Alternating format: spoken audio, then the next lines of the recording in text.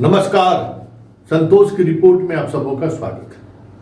और आज हम संतोष की रिपोर्ट में चर्चा करने जा रहे हैं कि आखिर अशोक चौधरी चाहते क्या है।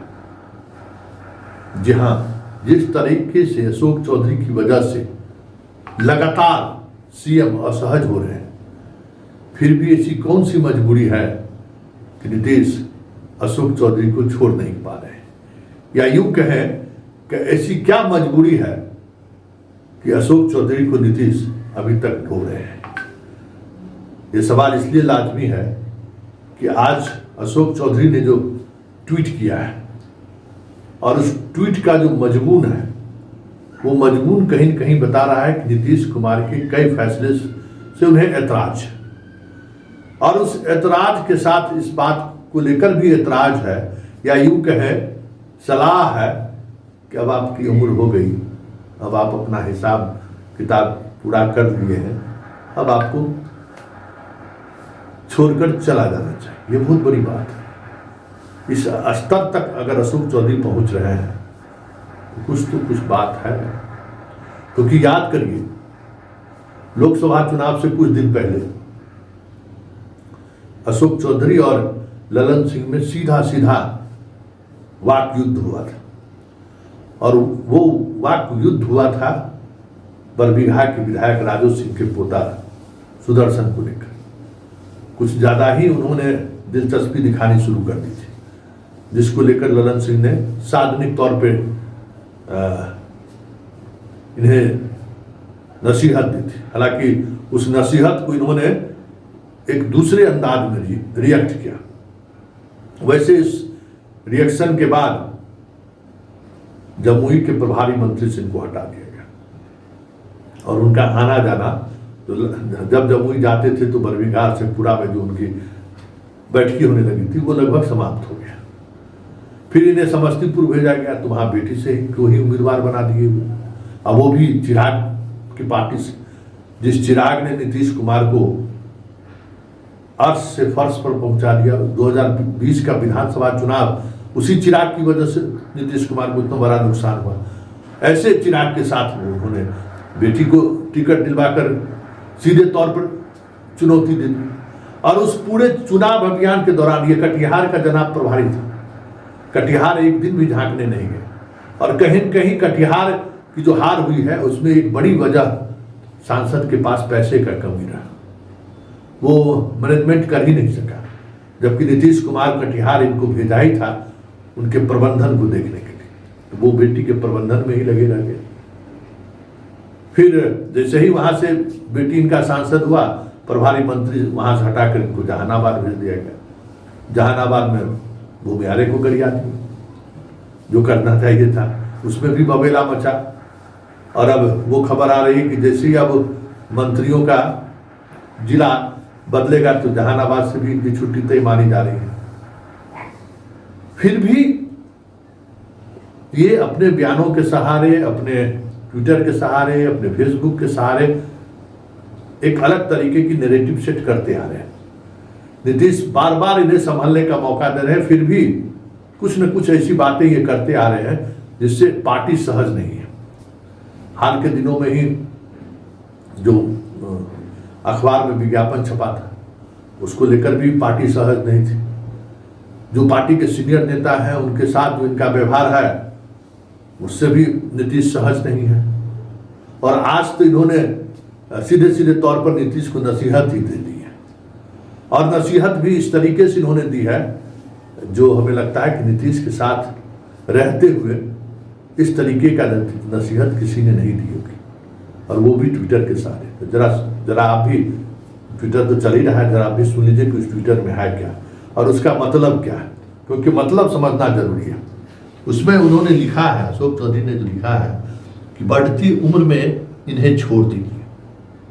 मतलब किनको छोड़ना है भाई? एक दो बार समझाने से यदि कोई नहीं समझ रहा है तो सामने वाले को समझाना छोड़ दीजिए। किसको भाई? ऐसा क्या है भाई जिनको आप समझाना छोड़ने की नसीहत दे रहे हैं? बच्चे बड़े होने पर वो खुद के निर्णय लेने लगे तो उनके पीछे लगना छोड़ दीजिए।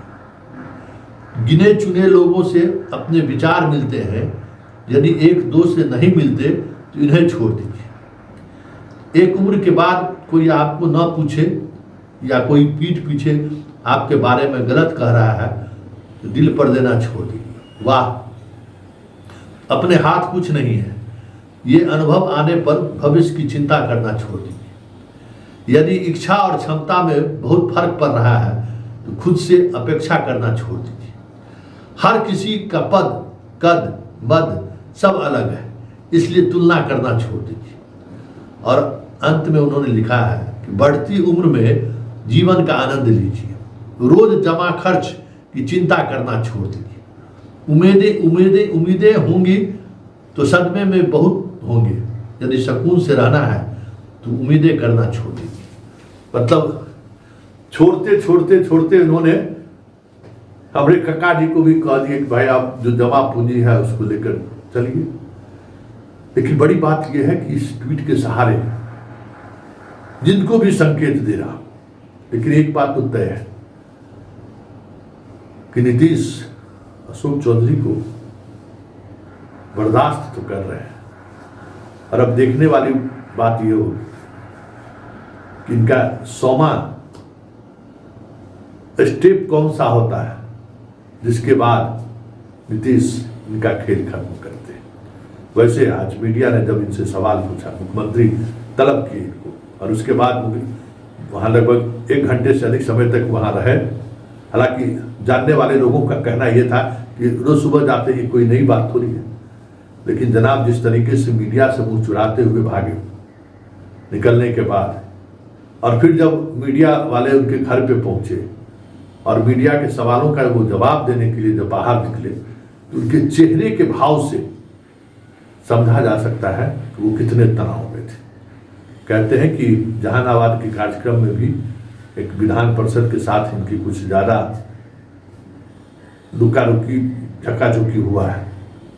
वैसे इस ट्वीट के सहारे एक संकेत तो है कि इन्होंने श्याम रजक को चुनौती दी है, और एक और चुनौती उन्होंने दी है जो नीतीश के आसपास के लोग हैं उनको भी। वैसे कल इनके चहेते मनीष को पार्टी का प्रवक्ता बनाया गया है। ऐसा नहीं है कि ये जो सौ और मात का खेल नीतीश के दरबार में चल रहा है, उस दरबार में नीतीश कमोबेश सबको कुछ न कुछ देते रह रहे हैं ताकि सामंजस्य बिगड़े नहीं। अब श्याम रजक को वो बनाए, क्या कहते हैं, राष्ट्रीय महासचिव, तो अशोक चौधरी के एगो सिफारिश को मान लिए, मनीष कुमार को बना दिए प्रवक्ता। अब देखिए आगे आगे होता है क्या। लेकिन जरा पहले नीरज का बयान सुनिए, क्योंकि ट्वीट के बाद नीरज ने भी अपने अंदाज में बयान दिया। हालांकि वो बयान जता रहा है कि आधिकारिक तौर पर उनको बोलने का आदेश अभी तक नहीं मिला है, लेकिन इशारों के सहित उन्होंने अशोक चौधरी को चुनौती दे ही दी है, हैसियत जताने की कोशिश की है। जरा सलेब सुनिए नीरज क्या कह रहे हैं। अरे माननीय नीतीश कुमार जी पर कौन निशाना साध लेगा। नीतीश कुमार जी जनता के दिल में बसते हैं। 19 वर्ष से राज्य के मुख्यमंत्री हैं, कोई एंटी इनकम्बरेंसी नहीं, ग्लोबल थिंकर कहा गया, क्लाइमेट लीडर कहा गया, तो नीतीश कुमार जी की साख पर कैसे कोई सवाल खड़ा कर देंगे, ये तो असंभव है। और पहचान जनता दल यूनाइटेड ही नहीं, बिहार की जनता की पहचान है नीतीश कुमार जी। नीतीश कुमार जी का विकास गांव गांव में बोलता है, इसलिए नीतीश कुमार जी के व्यक्तित्व पर कोई सवाल खड़ा होगा तो छद्म भाषा का नहीं, सीधे भाषा का इस्तेमाल जो लोग करेंगे, सीधा जवाब सुनने को भी तैयार रहेंगे।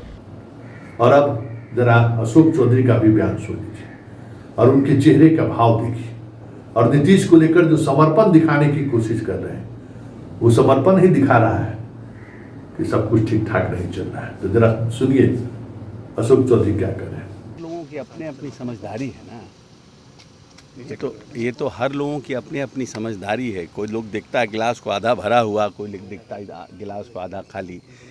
जो अब जिसको हम मानस पिता मानते हैं उसके ऊपर हम तंज कैसे कर सकते हैं। जो मेरा नेता है, जिसके लिए हम दिन भर काम करते हैं, अब तो सोचने वाली की सोच है, जिसकी जिसकी सोच होगी वैसे ही लोग समझेगा। आप आज सीएम आवास गए थे, मुख्यमंत्री से मुलाकात हुई। तो रोज़ जाते हैं, कोई नया बात तो है नहीं। रोज़ जाते हैं, कल भी दिन भर साथ थे। बहुत लंबा चौड़ा आपने पोस्ट किया सोशल मीडिया पे। ये तो जनरल है। आजकल के बच्चे जो है माँ बाप का बातें नहीं सुनते हैं, तो उनके लिए था।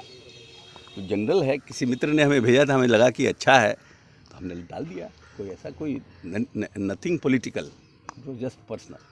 ये माना जाए कि ये कोई विवाद नहीं है पार्टी में या नहीं, ये तो ऐसे किसी ने हमें भेजा, मुझे अच्छा लगा।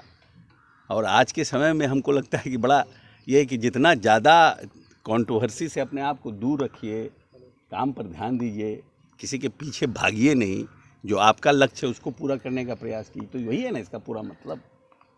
बच्चे बात नहीं सुनते हैं तो अब कितना बच्चे के पीछे भागिएगा। तो ये तो एक जनरल है, इसको कोई ये this was only personal, nothing political. कोई नाराजगी भी है क्या पार्टी से? कोई काहे की नाराजगी रहेगी? नेता प्यार करते ही हैं, हम नेता को प्यार करते हैं, इसके अलावा और हमको बाकी से क्या मतलब है? बाकी से क्या मतलब है? पूरे मेरे राजनीतिक जीवन में जितना सम्मान नीतीश कुमार ने हमें दिया है, जितना प्यार पूरे देश की राजनीति में, जब से 1952 में संविधान बना है, मैं पहला दलित हूं जो 6 महीना बिना मंत्री का रहा और फिर 6 महीना बिना मंत्री का रहा। किसको इतना स्नेह मिला है? आज तक पूरे देश का मैं पहला दलित नेता हूं जिसको नीतीश कुमार ने बिना हाउस के मेंबर रहे हुए 6 महीना तक रखा और बिना किसी सदन के सदस्य बनाए हुए दोबारा चुनाव हुआ, उसके बाद हमको बनाया। इससे बड़ी बात हमारे लिए और क्या हो सकती है?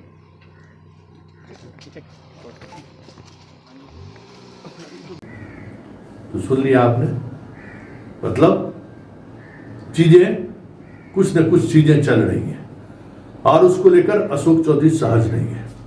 ऐसे में देखना दिलचस्प होगा बिहार की राजनीति में नीतीश के साम्राज्य का विभीषण कौन होगा, क्योंकि जिस भूमिका में अशोक चौधरी आगे बढ़ रहे हैं, संकेत तो कुछ ऐसा ही दिख रहा है। लेकिन बड़ा सवाल यह है कि बीजेपी अभी इस वक्त इस तरीके के जदयू के अंदर में जो चीजें चल रही हैं, उसमें किसी एक के साथ खड़े होने की स्थिति में है क्या? बड़ा सवाल यही है। इसलिए कहीं इस खेल के पीछे चिराग मॉडल तो नहीं है। चलिए देखिए, राजनीति को समझने की जरूरत है और राजनीति को एंजॉय कीजिए। अभी बहुत कुछ देखना बाकी है। 2025 आने से पहले बहुत कुछ देखने को मिलेगा और इतना तय मानिए कि नीतीश जो है ना, मृत्यु सैया पर भी रहेंगे तो वो जो उनका 6 से 8% वोट है ना, वो वोट उन्हें शानदार विदाई देने के लिए सभी पॉलिटिकल पार्टी को मजबूर करेगा।